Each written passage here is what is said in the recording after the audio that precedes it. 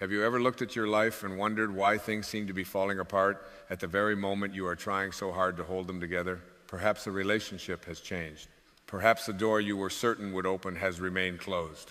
Perhaps you have been waiting for clarity, for healing, for some small sign that tells you everything is going to be all right. And somewhere beneath all of that waiting, there is a quiet question you may be afraid to ask.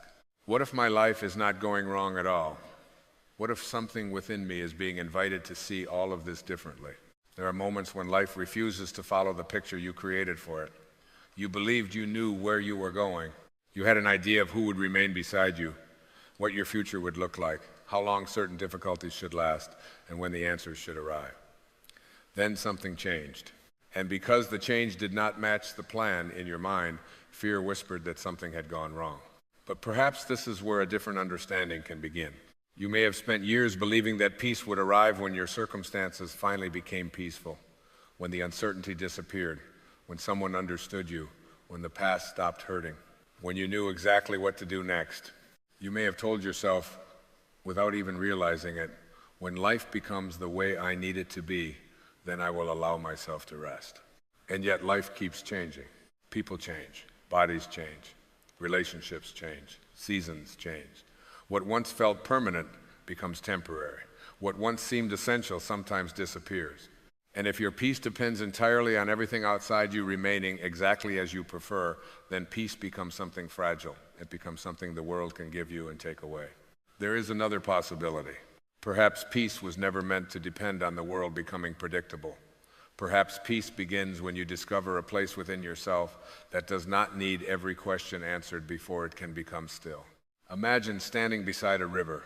You notice that the water never asks permission to move around the stones. It does not spend its energy arguing with the bend in the riverbank. It continues, it adjusts, it flows, and somehow, without forcing its way forward, it reaches places it could never have reached by remaining still. Your life has currents too. Sometimes you recognize them immediately. At other times, they carry you away from something you were certain you needed. This is when the ego becomes frightened. It wants a map. It wants guarantees. It wants to know where the river is going before it agrees to move with it. The ego says, "Show me the destination, and then I will trust." The deeper self seems to whisper something very different. Trust. And you may discover that you never needed to see the entire journey. This does not mean pretending that loss does not hurt. It does not mean calling every painful experience good, and it certainly does not mean ignoring your feelings. Your sadness deserves to be felt. Your disappointment can be acknowledged. Your uncertainty is part of being human. But there is a difference between feeling pain and building your identity around the belief that life has betrayed you. Perhaps someone left your life, and for months you wondered what was wrong with you. You replayed conversations in your mind. You imagined what you could have said differently. You compared yourself with others. You searched for an explanation that would finally allow you to feel whole again. Then one quiet day, perhaps while driving, walking, sitting beside a window, or simply waking before everyone else, you noticed something unexpected. You were still here.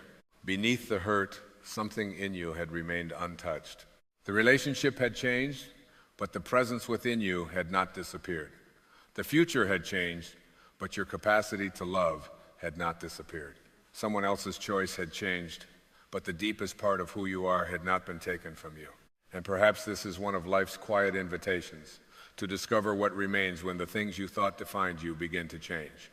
You are not only your relationships, you are not only your history, you are not the mistakes you still remember at 2 a.m.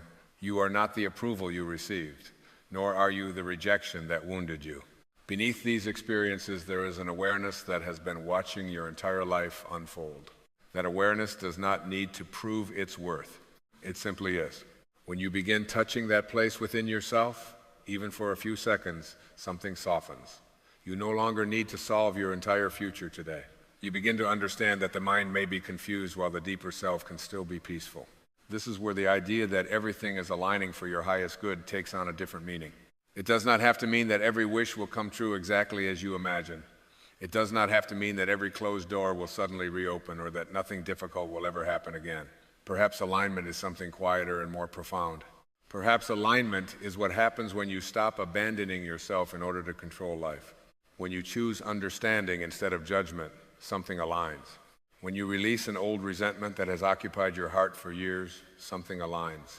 When you stop asking another person to determine your worth, something aligns. When you sit quietly with uncertainty instead of immediately running from it, something aligns. When you choose love where fear once controlled your thinking, something aligns. Not necessarily out there at first, within you, and what happens within you changes the way you meet everything outside you. Think about how exhausting it is to constantly argue with reality.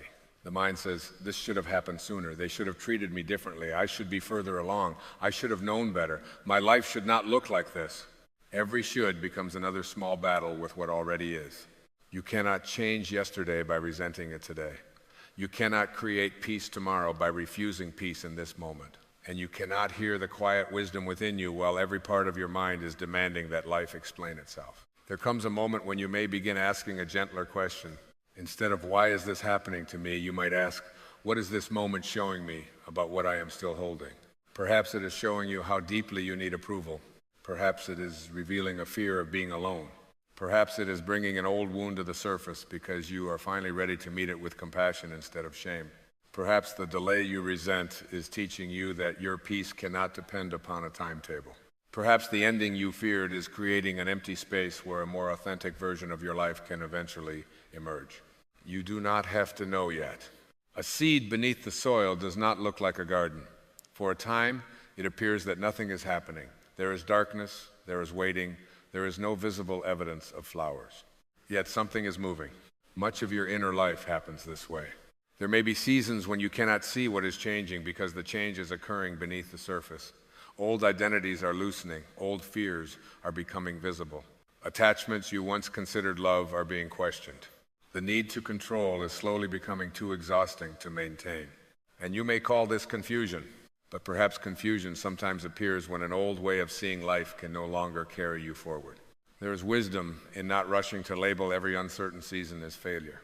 You may simply be between versions of yourself, not becoming someone entirely new, but remembering someone who was there before fear told you who you had to be, before comparison taught you that you were behind, before disappointment convinced you to close your heart, before the ego persuaded you that control was the same thing as safety.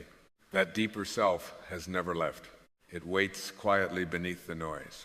And maybe this season of your life is not asking you to work harder at controlling the river. Maybe it is asking you to loosen your grip on the shore. There is something very peaceful about realizing that you do not have to understand everything today. You can meet this moment as it is. You can breathe without solving the future. You can forgive without rewriting the past. You can feel sadness without deciding that sadness is who you are.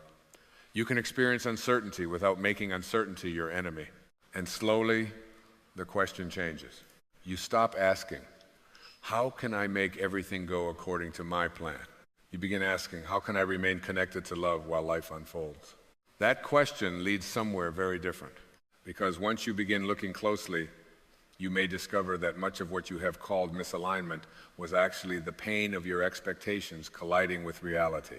And beneath those expectations is something worth understanding, the part of you that believes it must control life in order to feel safe. That part is not your enemy. It simply needs to be seen. And when you begin to see it clearly, without judgment, you may discover that the freedom you have been searching for does not begin by controlling what happens next. It begins by understanding who within you is so afraid of not knowing. When you begin to notice the part of you that is afraid of not knowing, you may discover something surprising. Much of your exhaustion does not come from life itself. It comes from the constant effort to make life conform to the picture in your mind. The ego loves pictures. It creates an image of how your relationship should look, how your family should behave, where you should be at a certain age, how quickly healing should happen, and what your future should become. Then it compares reality with that image. Whenever life does not match, the ego declares that something is wrong. This happens so quietly that you may not even notice it. You wake in the morning, and before your feet touch the floor, the mind has already begun measuring your life. You remember what has not happened yet. You think about someone who has not responded. You wonder whether you are falling behind. You imagine what other people are doing. You replay yesterday and rehearse tomorrow. And suddenly you are no longer living in this morning. You are living inside a mental argument with your life. Perhaps this is one reason peace can feel so distant. You may be searching for peace in circumstances while the disturbance is being created by the way you are relating to those circumstances. Imagine the sky on a stormy afternoon. Clouds gather, thunder moves across the horizon, rain begins to fall. If you looked only at the clouds, you might believe the entire sky had become dark. But the sky itself has not disappeared. Beyond the storm, there is still openness. Your awareness is a little like that sky. Thoughts appear, fear appears, anger appears, uncertainty appears. But they are experiences moving through awareness. They are not the totality of who you are. The ego would have you believe otherwise. It says, I am anxious. But perhaps you could gently notice anxiety is moving through me. It says, I am lost. Perhaps you could notice, I do not know what comes next. Those statements may sound similar, but inwardly they are very different. One turns a temporary experience into an identity, the other leaves space around it. And that space is where awareness begins. Awareness does not fight the ego, it simply sees it. You do not have to become angry with yourself because you want control. You do not need to judge yourself for feeling afraid. Judgment would only create another layer of conflict. Instead, you can become curious. What am I afraid will happen if I let go? That question can reveal so much. Maybe you are afraid that if you stop trying to control another person, they will leave. Maybe you fear that if you stop pleasing everyone, they will no longer approve of you. Maybe you believe that if you stop worrying, you will become careless and something terrible will happen. Sometimes worry disguises itself as responsibility. You may have spent years believing that worrying about someone proves that you love them. You imagine every possible problem. You try to anticipate every danger. You carry their future in your mind as though your tension could somehow protect them. But love and fear do not feel the same within you. Love can care deeply without trying to possess. Love can offer guidance without demanding obedience. Love can remain present without controlling another person's journey. Think of a parent watching an adult child make a decision they would not choose themselves. The impulse may be to interfere, persuade, warn, and control. Beneath that impulse is often genuine love, but mixed with fear. The parent thinks, if I can make them choose correctly, I can prevent pain. Yet every life has its own path of learning. Sometimes loving another person means allowing them the dignity of their own experience. And sometimes loving yourself means giving yourself that same dignity. You have made choices you would not make today. You have trusted people who disappointed you. You have remained in places too long. You have left places too soon. You have spoken from fear. You have stayed silent when you wished you had spoken. The ego can take these memories and build a courtroom inside your mind. It becomes the prosecutor, the witness, and the judge. You should have known. You wasted so much time. Look where everyone else is now. And because the past cannot answer back, the trial continues endlessly. But awareness asks a different question. Who were you when you made that choice? Perhaps you were doing the best you could with the awareness you had then. Perhaps you were trying to be loved. Perhaps you were afraid. Perhaps you had not yet learned how to set a boundary. Perhaps you were repeating something you had seen all your life. Understanding does not remove responsibility. It removes cruelty. And there is a profound difference between taking responsibility for your life and punishing yourself for having been human. You can learn without condemning yourself. You can change without hating who you used to be. You can look back and say, I understand more now. That is growth without violence toward yourself.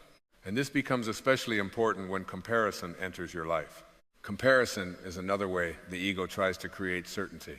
It looks outward to determine whether you are doing life correctly. Someone you know appears happier. Someone has found love. Someone seems more spiritually peaceful. Someone your age appears to have everything figured out. You see a small window into their life and compare it with the entire landscape of your own. Then the mind whispers, you are behind. But behind whom? A tree does not look at another tree in the forest and decide that it has failed because its branches are different. One tree flowers early, another grows slowly. One bends toward the sunlight. Another survives years of wind and becomes strong in ways no one can see. Nature does not seem embarrassed by timing. Only the human mind creates a schedule and then suffers when life refuses to follow it. Perhaps you are not late. Perhaps there is no universal clock measuring the awakening of your soul. Your life is unfolding through experiences that belong to your path. Some will make sense immediately. Others may take years before you understand what they opened within you. And some may never receive a satisfying explanation. Can you still be at peace? This is where trust becomes more than a comforting idea. Trust becomes a willingness to live without demanding guarantees. The ego says, tell me this will work out and then I will relax. Trust says, even if I cannot see the outcome, I can choose how I meet this moment. This is not passive resignation. It is not giving up your ability to make choices. You can still act. You can still leave situations that harm you. You can still speak honestly. You can still change direction. But action born from panic feels very different from action born from inner clarity. Imagine standing in muddy water. If you become frightened and begin kicking wildly, the water grows cloudier. You cannot see the bottom, so you move even more desperately, which stirs up more mud. Sometimes the mind works this way. You do not know what to do, so you think harder. You replay every possibility. You ask everyone for advice. You search for signs. You imagine the worst outcome, and then the best outcome, and then the worst again. The water becomes darker. What if, for a moment, you became still? The mud would begin to settle on its own. Clarity often arrives this way, not because you forced an answer, but because you became quiet enough to recognize what was already there. There may be a situation in your life right now that you have been trying to solve entirely with thought. Perhaps you have analyzed it from every direction. You have created conversations in your head that have never happened. You have imagined futures that do not yet exist. Notice what happens in your body when you do this. The shoulders tighten. The breath becomes shallow. The jaw becomes tense. The present moment disappears. And all of this may be happening because the ego believes that enough thinking will eventually eliminate uncertainty. But uncertainty is woven into being alive. You did not know every person you would meet when you began your journey. You did not know which experiences would change you. You did not know which disappointments would eventually redirect your life. You have already traveled through thousands of moments without knowing what came next. And yet here you are. Perhaps there is wisdom in remembering that. Not as proof that nothing difficult will happen, but as a reminder that you have a deeper capacity to meet life than fear would have you believe. This deeper capacity becomes easier to recognize when you stop identifying with every thought. A thought can say, I will always be alone. That does not make it a prophecy. A thought can say, nothing is working. That does not make it reality. A thought can say, I am not enough. That does not make it truth. Thoughts are powerful when they pass unnoticed. Once they are seen, you gain a little space. You can say, there is that old thought again. And perhaps you smile gently at it. Not because the pain behind it is unimportant, but because you no longer need to give every thought authority over your inner world. This is one of the quiet ways awareness transforms life. The thought may still appear, but you do not have to follow it. The fear may still arise, but you do not have to build a home inside it. The ego may still compare, but you can recognize comparison and return to yourself.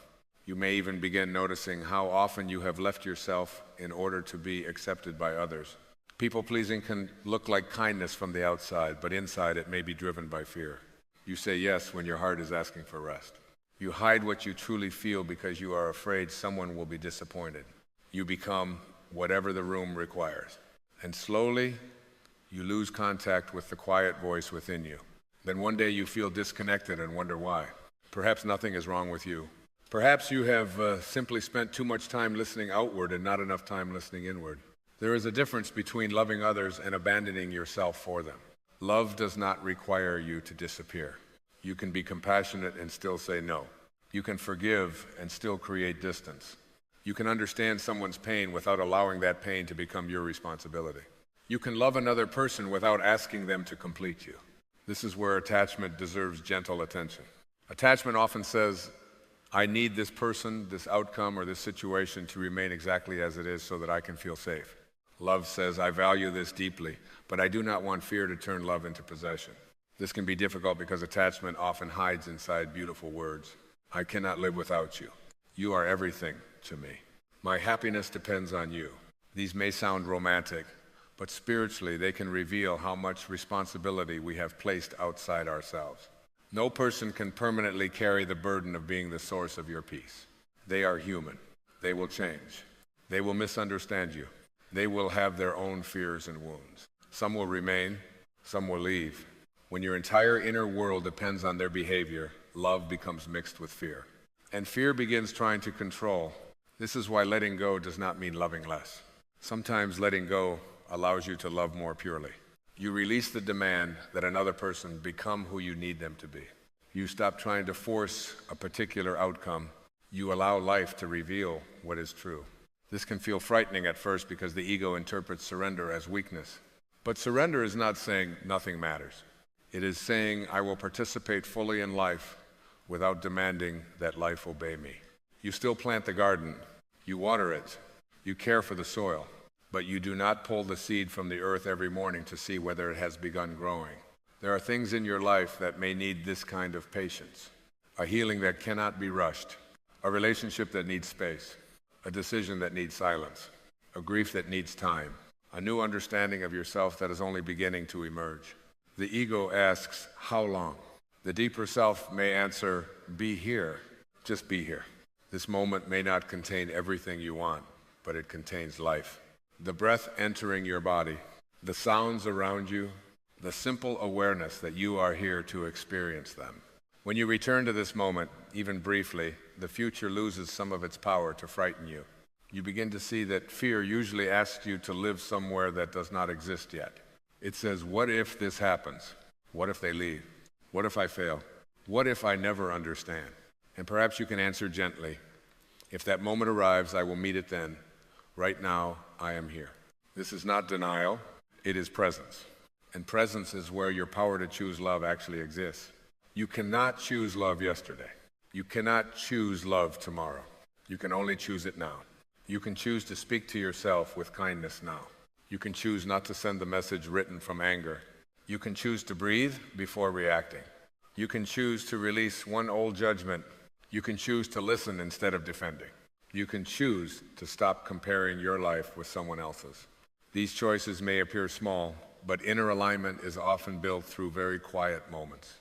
No one applauds when you decide not to continue an argument in your mind. No one sees the moment you forgive yourself for something you carried for 20 years. No one knows when you finally stop needing an apology you may never receive. But something changes within you. Energy that was trapped in resistance becomes available for living. You feel lighter, not because the past has changed, because your relationship with the past has changed. And perhaps this is why some disruptions eventually become unexpected doorways. A loss can reveal how tightly you were holding. A conflict can reveal an old wound. Loneliness can reveal how long you have been separated from yourself. Uncertainty can reveal your dependence on control. None of this means you should seek suffering or pretend pain is beautiful. It simply means that when pain arrives, it does not have to be meaningless. It can become a mirror. And if you look into that mirror without judgment, you may see the places within yourself that are asking for love. The ego will often resist this because it prefers to blame. If they had acted differently, I would be peaceful. If my childhood had been different, I would be whole. If life had given me what I wanted, I would not feel this way. There may be truth in recognizing how deeply others have affected you. Some experiences leave real wounds. Compassion never asks you to deny them. But there comes a point when continuing to make another person responsible for your inner state keeps you connected to the very thing you want to escape. This is where awareness begins opening the door to forgiveness. Not forgiveness as approval, not forgiveness as forgetting, not forgiveness as pretending nothing happened, forgiveness as freedom, the possibility that you no longer have to carry yesterday into every new morning. Perhaps you have been waiting for someone else to change before you allow yourself to heal. What if your healing does not require their transformation? What if your peace does not require their understanding? What if the door to freedom has been inside you all along? This realization can feel both frightening and beautiful because it returns responsibility for your inner world to you. Not blame, responsibility. The ability to respond. You begin seeing that between what happens and how you meet what happens, there is a sacred space. Within that space, you can become conscious. You can notice fear before becoming fear. You can notice judgment before speaking it. You can notice the desire to control before acting on it. And every time you notice, you return a little more deeply to yourself. Perhaps this is what alignment truly feels like. Not a life without uncertainty, not a world where everything goes according to plan, but a growing sense that you no longer need to fight every current. You can participate without controlling. You can care without clinging. You can love without possessing. You can feel without becoming lost in what you feel. You can allow an ending to be an ending without making it evidence that your life has failed. And slowly, you may begin to recognize something that the ego could never give you. The peace you were trying to create by controlling life was already waiting beneath the need to control. It was there beneath the comparison, beneath the fear, beneath the old stories, beneath the endless planning, like the sky behind the clouds. It had never truly gone anywhere. You had simply forgotten how to notice it. And when you begin noticing that quiet presence again, another question naturally arises. If you are not the fear, not the comparison, not the past, and not the voice that constantly demands certainty, then who are you beneath all of it? Perhaps that is where the journey becomes even quieter. Because once the ego has been seen, you no longer need to defeat it. You can begin turning toward what has always been underneath it. The part of you that knows how to forgive. The part that can love without demanding. The part that can remain still without knowing what tomorrow will bring. The part that has never been separate from the source from which all life arises. And perhaps what you have called alignment is not life finally arranging itself around your desires. Perhaps alignment begins when you remember how to arrange your inner world around love. When you begin arranging your inner world around love, something subtle changes in the way you experience life.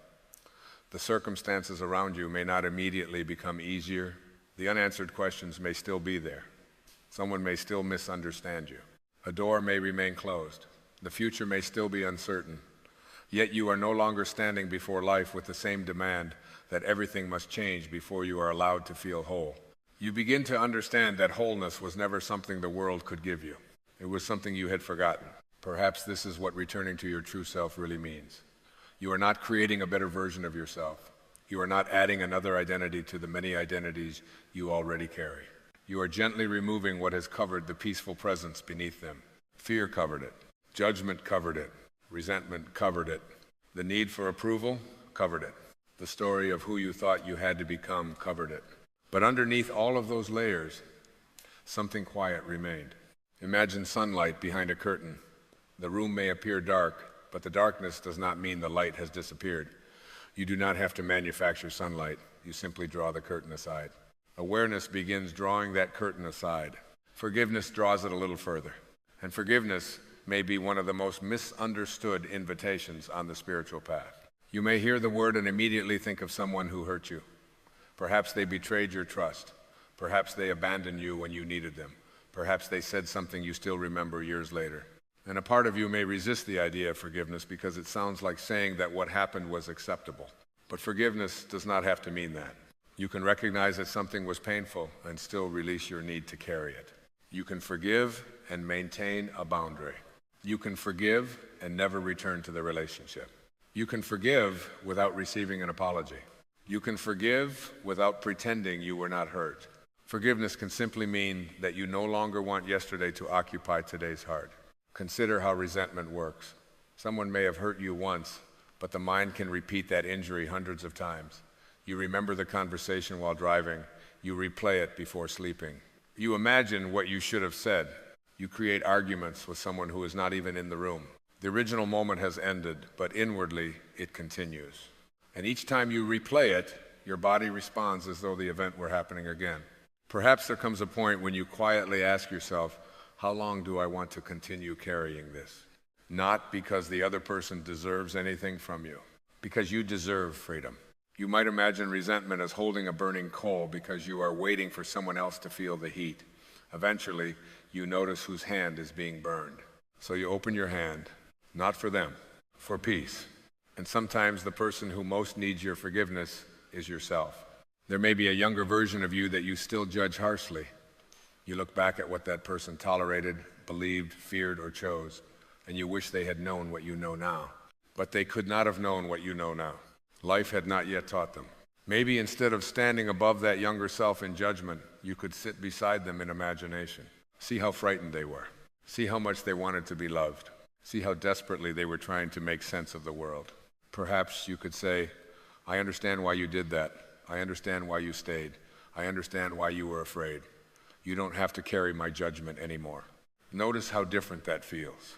The past does not change, but something in the present begins to heal.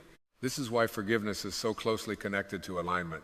As long as you are fighting what has already happened, part of your energy remains anchored there. When forgiveness begins, that energy slowly returns. You become available to this moment again.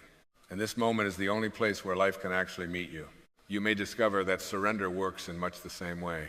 Surrender is often confused with defeat. The ego hears the word and imagines giving up, becoming passive, or allowing life to push you around. But spiritual surrender can be something entirely different. It can mean releasing the argument with reality. Suppose you have been waiting for a relationship to become what you hoped it would be. You have explained yourself repeatedly. You have tried to be patient. You have changed yourself to keep the peace. You have held on to the potential of the relationship rather than experiencing the reality of it. There may come a quiet moment when you see clearly, not angrily, not dramatically, clearly. You realize that love cannot require you to continuously abandon yourself. And surrender may mean allowing yourself to see what is actually there instead of what you desperately want to be there. Perhaps you leave, perhaps you stay, but change the way you participate. Perhaps you create a boundary. The outward choice will be different for every person, but inwardly, the shift is the same. You stop negotiating with truth. There is enormous peace in that. Truth rarely needs the noise the ego gives it. It often arrives quietly. When you are exhausted from pretending. When resentment has become too heavy. When a direction no longer feels aligned with who you are. When fear is speaking louder than love. The difficulty is not always knowing. Sometimes the difficulty is trusting what you know. This is where intention becomes important. Intention, from a spiritual perspective, does not have to mean forcing the universe to produce a particular result. It can be much simpler. You can intend to meet life with love. You can intend to remain open. You can intend to listen more deeply. You can intend to stop using your past as evidence against your future. You can intend to bring peace into the room rather than waiting for the room to give peace to you. These intentions do not control other people. They change the energy you bring to your experience. Imagine walking into a difficult conversation with the intention to win. Your body prepares for conflict. You listen for weaknesses. You defend before the other person finishes speaking. Now imagine entering the same conversation with the intention to understand while remaining honest about your own needs. The conversation may still be difficult. The other person may still disagree, but you are different within it. You are no longer asking your ego to protect an identity at all costs. You are allowing awareness to participate. This is one way alignment becomes visible in ordinary life. It is not always mystical. Sometimes alignment is pausing before answering. Sometimes it is deciding that being peaceful matters more than having the last word. Sometimes it is apologizing without adding an explanation. Sometimes it is recognizing that you have outgrown a belief you once defended. Sometimes it is sitting alone for 10 quiet minutes and discovering that solitude is not the same as loneliness. There is a beautiful difference between loneliness and aloneness. Loneliness says someone is missing, therefore something is missing in me. Aloneness can become a space where you remember your own presence. You sit quietly and notice the breath. You hear the sounds outside. You watch thoughts come and go. And for a moment, you are not someone's parent, partner, employee, friend, success, failure, or problem. You are simply here. There is something sacred in that simplicity. Perhaps this is one way you begin remembering your connection with Source. Source does not have to be understood as something distant, somewhere beyond you, waiting to judge whether you have lived correctly. You might consider Source as the loving intelligence that expresses itself through life itself, the intelligence that opens a flower, the intelligence that allows a wound to heal, the intelligence that turns seasons without human instruction, the intelligence that keeps your heart beating while you sleep. You are already participating in something larger than the thinking mind. You do not have to understand it completely to feel reverence for it. Stand beside the ocean and watch how impossible it would be to control every wave. Yet the ocean does not need your control to continue being the ocean. Maybe life does not need as much management as your fear has convinced you it does. You can make choices. You can set intentions. You can act with wisdom. But you can also leave room for mystery. This becomes especially meaningful when life takes something away. Loss has a way of revealing our deepest attachments. When someone you love is no longer present in the same way, the mind wants to return to how things were. It remembers a voice, a room, a habit, a particular afternoon. It says, if only. Grief deserves tenderness. There is no spiritual shortcut around it. You do not need to transform grief into gratitude before your heart is ready. But perhaps, over time, love can change its form. You begin to understand that the value of a relationship was not erased because it ended. What you received remains woven into who you are. A kindness remains. A lesson remains. A memory remains. Love may remain even when possession becomes impossible. And slowly, grief can teach something the ego finds difficult to accept. Loving deeply does not give us ownership over what we love. Everything in form changes. The seasons teach this every year. A tree does not accuse autumn of betrayal when its leaves begin to fall. It releases, then winter comes. For a while, the branches appear empty. If you did not understand seasons, you might look at that tree and think its life had ended. But beneath the surface, life is preparing. There are winters within you, too. Times when nothing seems to bloom. Times when you feel empty. Times when an old identity has fallen away, but the new season has not yet revealed itself. Do not be too quick to judge your winter. Something may be happening in the roots. Perhaps you are learning to be alone without abandoning yourself. Perhaps you are discovering that approval is not the same as love.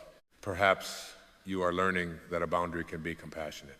Perhaps you are seeing how much of your life was organized around fear. These realizations may not look impressive from the outside, but inwardly, roots are deepening. And when you begin trusting the seasons of your own life, the phrase, everything is aligning for my highest good, becomes less about predicting the future and more about how you meet the present. You stop demanding evidence. You begin participating. You ask, what would love look like here? Sometimes love looks like staying. Sometimes love looks like leaving. Sometimes love speaks. Sometimes love remains silent. Sometimes love embraces. Sometimes love closes the door gently. Love is not always pleasing. This matters for anyone who has confused love with people-pleasing. If you have spent much of your life trying to keep everyone comfortable, choosing yourself may initially feel selfish. You may feel guilty for saying no. You may worry that someone will think differently of you. But perhaps guilt does not always mean you are doing something wrong. Sometimes guilt appears because you are doing something unfamiliar. An old identity may be losing its grip. The identity of the person who never disappoints anyone. The person who fixes everything. The person who carries everyone. The person who never needs help. As those identities loosen, you may feel uncertain. Who are you if you are no longer performing them? This is another doorway back to the true self. You are more than the role. You can be loving without rescuing everyone. You can be generous without exhausting yourself. You can care without controlling. You can listen without absorbing every problem. You can belong without betraying yourself. The deeper your relationship with yourself becomes, the less desperately you need others to confirm that you are worthy. And then relationships begin changing. Not necessarily because other people change, but because you stop approaching them from emptiness. You no longer say, complete me. You begin saying inwardly, let us meet as two whole beings. You no longer ask, how can I make you love me? You begin wondering, can I remain connected to love regardless of whether you understand me? That does not make you indifferent. It makes love freer. And freedom is essential to alignment. You cannot truly surrender while gripping tightly. You cannot receive the present while demanding the past. You cannot hear your inner wisdom while constantly asking the world who you should be. At some point, the noise has to soften. Perhaps tonight, before you sleep, you could sit in silence for a few moments. Not to manifest anything. Not to ask for anything. Not to solve anything. Simply to be. Notice the breath moving without your effort. Notice how many sounds exist when you stop filling the room with thought. Notice that beneath the mental conversation, there is awareness. Then perhaps ask quietly, what am I ready to release? Do not force an answer. Maybe a person's face appears, maybe a memory, maybe an expectation, maybe nothing at all. Let the silence be enough. The purpose is not to receive instructions from somewhere outside you. It is to become quiet enough to hear what constant mental noise has been covering. You may already know what you need to forgive. You may already know what you need to stop chasing. You may already know where you are pretending. You may already know what your heart has been asking you to release. The wisdom may not be missing. It may simply have been drowned out. This is why returning to yourself often feels less like learning and more like remembering. You remember that peace is possible without certainty. You remember that your worth is not negotiated by other people's opinions. You remember that forgiveness frees the one who forgives. You remember that love does not require possession. You remember that the present moment is not an obstacle on the way to your life. It is your life. And gratitude begins to appear naturally from this understanding, not forced gratitude, not pretending to be grateful for pain before you are ready. A quieter gratitude. You become grateful for a morning you once would have overlooked, for the person who listens, for the body that has carried you through difficult years, for a lesson you resisted but now understand, for the strength that emerged without your noticing, for another opportunity to choose differently.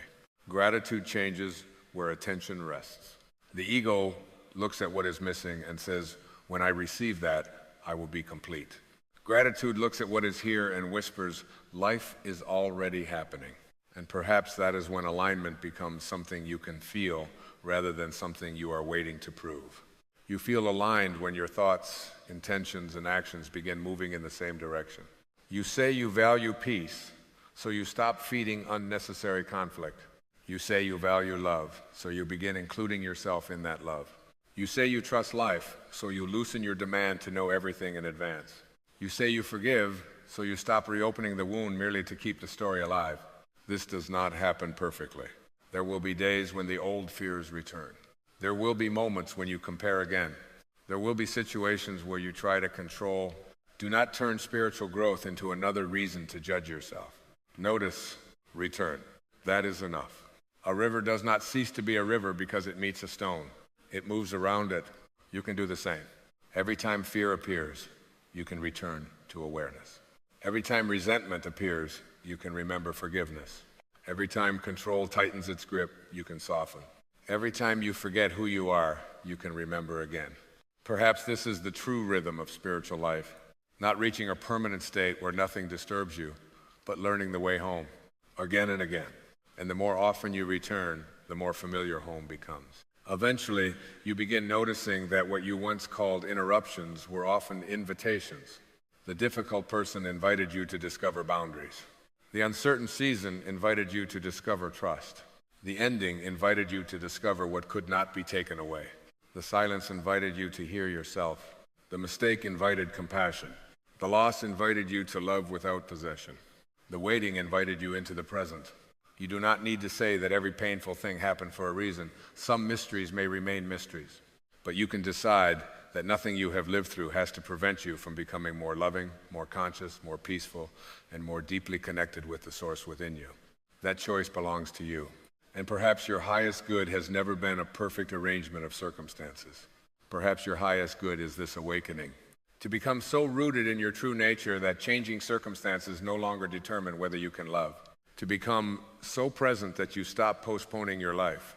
To become so forgiving that the past loses its authority over your heart. To become so trusting that uncertainty no longer feels like abandonment. And then you realize something quietly beautiful. Life may not have been asking you to become someone else. It may have been guiding you back toward who you were beneath all the fear. The peaceful presence, the awareness, the capacity to love, the connection that was never truly broken. You were not searching for a new self. You were remembering your true self. And from that place, the final part of this journey is not about understanding another spiritual idea. It is about bringing this remembrance into an ordinary morning, an ordinary conversation, an ordinary disappointment, and an ordinary day.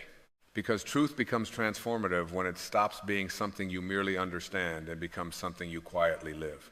And so the question becomes very simple.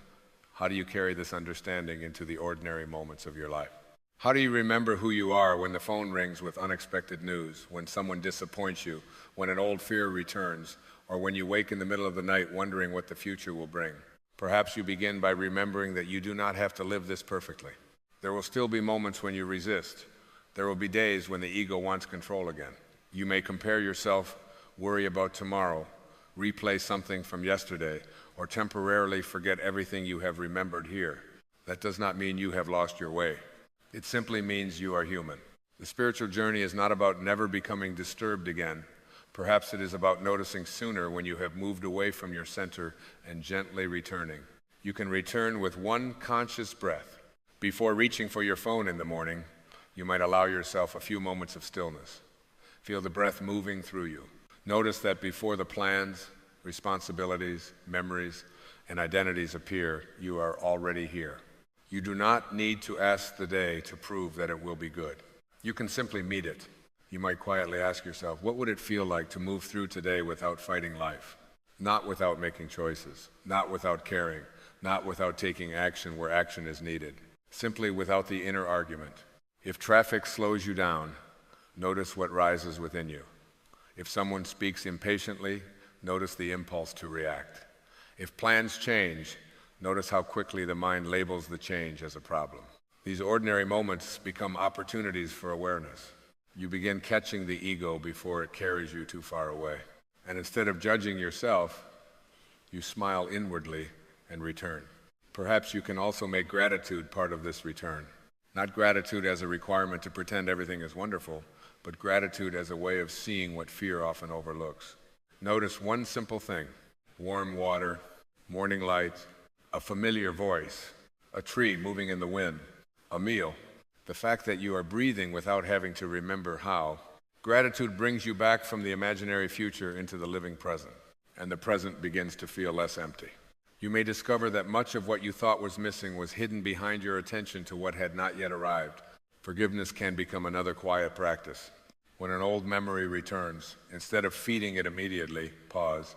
You might say inwardly, I do not need to carry this in the same way today.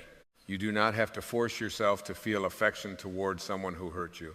You do not need to erase the lesson. Simply notice whether carrying resentment is still serving the life you want to live within yourself. Sometimes forgiveness happens all at once. More often, it happens in layers. You release the story today, and it returns tomorrow. Then you release it again. This is not failure. A tree does not drop every leaf at exactly the same moment. Let your heart have seasons too. The same is true of letting go. There may be something, you have outgrown, but still find yourself reaching toward an old relationship, an identity, a dream that no longer feels like yours, the approval of someone who may never understand you. You do not have to rip it from your heart. You can loosen your grip. Sometimes that is enough for today. Say inwardly, if this belongs in my life, I do not need fear to hold it here.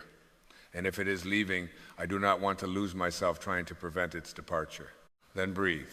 There is freedom in allowing life to move. Look at the ocean. No wave remains at its highest point forever. It rises, forms, and returns. Yet the ocean loses nothing by allowing the wave to change. Perhaps there is something ocean-like within you. Experiences rise and fall. People arrive and depart. Roles begin and end. Your body changes. Your beliefs mature. Yet the awareness beneath these changes remains. Return there often, especially when you are uncertain, when you do not know what decision to make. Perhaps the first question does not need to be, which choice guarantees the outcome I want? You might ask, which choice allows me to remain closest to love, truth, and inner peace? Then listen. The answer may not arrive immediately. Give it silence. Not every question needs to be solved the moment it appears. Some answers are like seeds. They need darkness before they break open. Trust does not mean that you know what the seed will become. Trust means you stop digging it up every day to check whether life is working. You care for the soil. You remain attentive. You allow time to participate. And when fear returns, as it sometimes will, remember that fear is not proof that something is wrong. It may simply be an old part of you asking to be held with awareness. You can say, I see you. Then ask, what is true in this moment? Very often, the frightening future your mind has created is not happening now. Right now, there is a breath. Right now, there is awareness. Right now, there is another opportunity to choose how you meet life. And that is enough. Over time, something beautiful begins to happen. You stop needing constant signs that you are on the right path. You stop interpreting every delay as rejection. You stop believing that every ending means failure. You stop asking the world to repeatedly reassure you that you are worthy. There is a quieter knowing within you. You begin understanding that alignment is not a promise that everything outside you will become comfortable. Alignment is when you no longer abandon your inner peace every time life becomes uncomfortable. It is when love becomes more important than being right. When awareness becomes stronger than reaction, when forgiveness becomes more valuable than resentment, when truth becomes more important than approval, when presence becomes more real than the stories fear tells about tomorrow, then the words "everything is aligning for my highest good" no longer need to be a prediction. They become a way of meeting life. You can look at an uncertain future and say, "I do not know," and remain peaceful. You can look at the past and say, "I cannot change it," and remain loving. You can look at yourself and say, "I am still learning," and remain compassionate. Perhaps that is freedom. Not freedom from every difficult circumstance, but freedom from the belief that circumstances must obey you before you can return to yourself.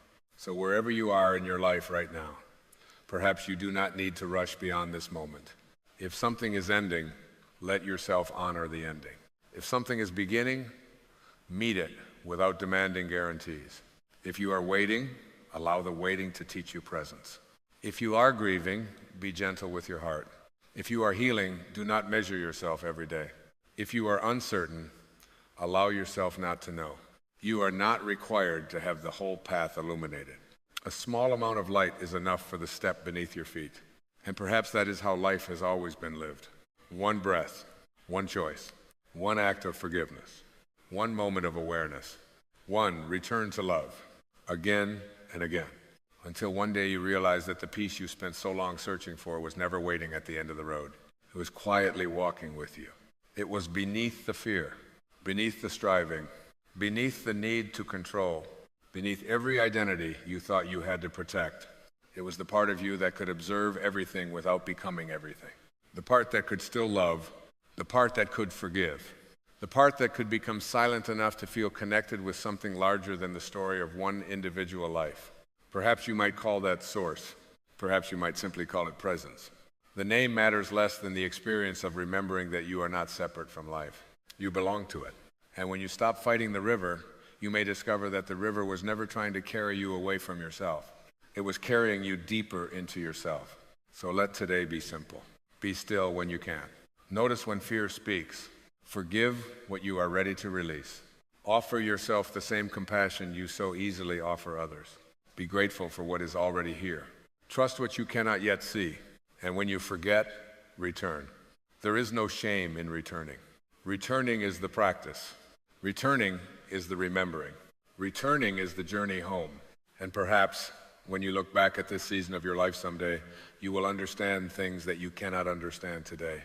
Perhaps you will see that a closed door redirected you, that an ending awakened you, that a period of silence brought you closer to yourself. Or perhaps some things will remain mysterious. You can be at peace with that too. You do not need every mystery solved in order to live with an open heart. You only need this moment. And in this moment, you can choose love over fear. You can choose awareness over judgment. You can choose forgiveness over resentment. You can choose trust over the endless demand for certainty. And with each quiet choice, you return to what has always been within you. You are not becoming worthy. You are remembering your worth. You are not creating a true self. You are uncovering the self that fear temporarily hid from your awareness. You are not forcing life into alignment. You are learning to live in harmony with the deeper intelligence already moving through life. Everything does not have to look perfect for something meaningful to be unfolding. You do not have to see the entire path to take the next peaceful step. And you do not have to wait for tomorrow to come home to yourself. You can come home now. If something in this journey reminded you of a truth you had forgotten, you are welcome to share that reflection in the comments. Sometimes the words you share become the reminder another person needs on their own journey. And if you would like to continue exploring inner peace, forgiveness, awareness, and the quiet return to your true self, you can subscribe and join us for the journeys still to come. Until then, carry this gently with you. You do not need to chase peace. Become quiet enough to notice where it already lives. You do not need to force the river. Learn to trust its movement. And you do not need to become someone new. Beneath everything you have carried, beneath everything you have feared, beneath every story about who you thought you needed to be, there is still a quiet presence waiting to be remembered. Return to it and let life unfold from there.